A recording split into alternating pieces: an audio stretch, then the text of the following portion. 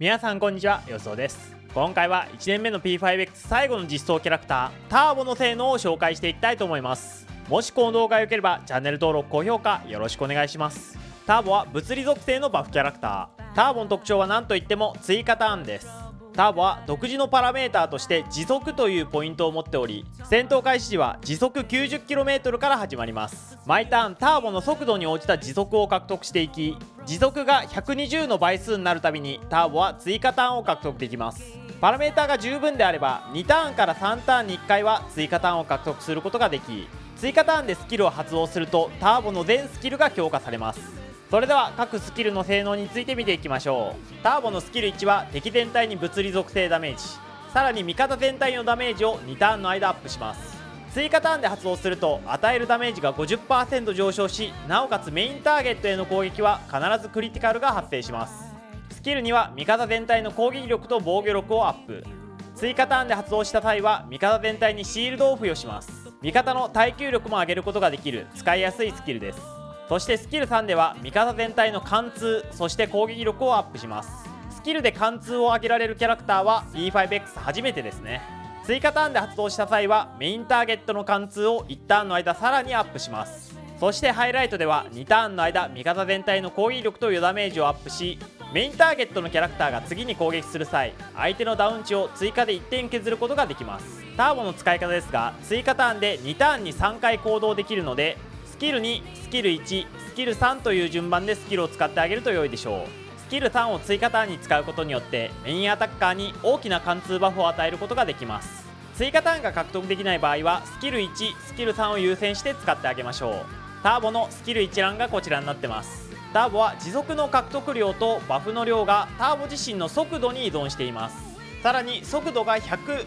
220、350を超えるたびにフォトンアクセルというバフを獲得し、味方全体の貫通を 5% アップします。そしてパッシブ効果でターボがいる時に追加ターンに与えるダメージが 30% アップ。さらにターボがいる時ダウンしている敵への余ダメージが 24% アップし、ターボが敵をダウンさせた時追加で攻撃力 40% 分の物理ダメージを与えることができます。貴重な貫通バフや追加ターンバフ、ダウン状態の敵へのバフなど貴重なバフを多数持っているキャラクターですね。ターボの武器効果一覧はこちらになってます。星5武器ではターボの速度が 15% アップし、速度が100を超えた時速度10ごとにターボ自身の攻撃力が 12.5% アップ、最大 100% までアップします。さらにスキルを使うたびに味方の余ダメージをアップさせるなど、ターボ自身の攻撃性能と味方へのバフ性能を大きくアップしてくれる星5武器です。星4武器はターボ自身にしかバフが乗らないので少し弱いですね。ターボのおすすめゲージカードセットはこちらになってます。ターボはとにかく速度を上げる必要があるので和解と創造のセットがおすすめです。和解でターボ自身の速度と他のステータスを上げつつ、創造とのセット効果で速度を最も低く調整した味方の余ダメージが 12% アップします。メインアタッカーの速度は低めに設定してあげましょう。ステータスはとにかく速度を優先してあげましょう。速度180程度でターボのバフがマックスになるので、速度を優先しながら他のステータスは攻撃系のステータスにしてあげると良いと思います。ターボの凸効果一覧はこちらです。ターボ自身のバフ効果を大きく上げてくれる凸が揃ってます。1つ目はターンの開始時に獲得できる時速が追加で 10km 上がるため、安定して2ターンに1回追加ターンに入れるようになります。さらに追加ターンで発動する各スキルの効果がアップします。スキル3の貫通バフ 10% アップが特に強力です。2つ目はターボの速度が一定まで到達すると発動するフォトンアクセルに追加効果が発動します。1層目で味方のクリダメが 20% アップ、2層目で味方の余ダメージが 20% アップ、3層で味方の攻撃力が 20% アップと味方全体の攻撃能力を大きく上げてくれますね。4凸のハイライトの追加効果では追加で味方の余ダメージを 10% アップし、バフのターンが1ターン延長されます。そして6凸目が複雑なんですが、戦闘開始時にまず獲得する時速が 120km に上昇。これで初ターンから追加ターンを獲得できるようになります。さらに追加ターン時時速を 40km 追加で消費することによってスキルを強化できるようになります。時速はターボの追加ターンボタンを押すことで消費することができ、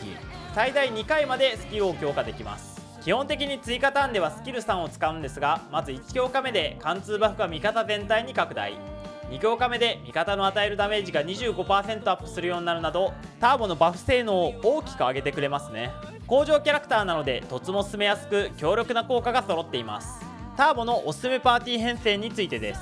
ターボも汎用性が高いバフキャラクターなので、どんなパーティーにも入れることができます。現状は貫通と防御力デバフは相性が悪く、防御デバフを持つキャラクターと一緒に採用しづらかったんですが、バージョン 4.0 で入る調整で貫通と防御力デバフを同時に編成しても効果が減らないようになります。現状最も相性のいいキャラクターはジョーカーです。ジョーカー自身が追加ターンを持っているため、ターボの追加ターンバフの恩恵をフルに得ることができます。ターボは全体バフが中心なので、もう一人のキャラクターはクローが一番おすすめですね。もちろんもともとジョーカーと相性がいいリンやコードもおすすめです。もう一人のおすすめアタッカーはメッサですね。同じ物理属性で相性が良く、メッサ自身も貫通バフを持っているため、ターボの貫通バフと合わせて大きく火力を上げることができます。ヒーラーとしてはマリアンがおすすめです。マリアンは一突効果で味方全体の貫通を 20% 上げる効果を持っているため、ターボの貫通バフと合わせて相手の防御力を大きく下げることができますね。ナビキャラは敵をダウンさせられる場合はウィンドが最もおすすめで、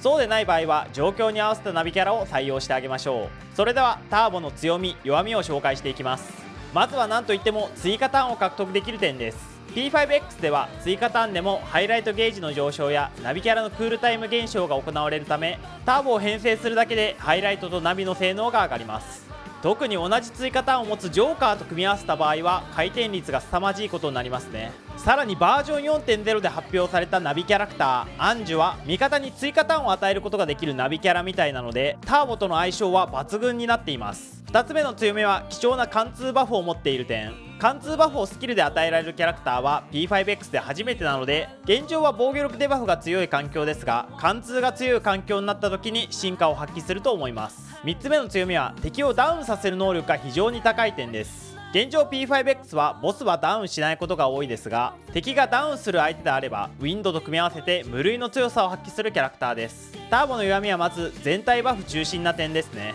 P5X は現状メインアタッカー1人を超強化する編成が強いので、味方全体へのバフが必要ないパーティーが多いです。そのため現状相性が特にいいキャラクターがジョーカー、メッサと限られており、他のパーティーについては従来のバフキャラやデバフキャラを編成してあげた方が良いでしょう。しかしバージョン 4.0 で実装されるナビキャラクターアンジュの性能によっては一気に化ける可能性があります。ここまでご視聴いただきありがとうございました。ターボは現状も悪くない性能ですが、バージョン 4.0 で一気に化ける可能性を秘めています。工場キャラクターなので今回のガチャ優先度自体はあまり高くありませんが、手に入れたらぜひ使ってみてあげてほしいキャラクターです。このチャンネルではこれからも P5X の情報をどんどん発信していくので、もしこの動画が良ければチャンネル登録高評価よろしくお願いします。それではまた次回の動画配信でお会いしましょう。さようなら。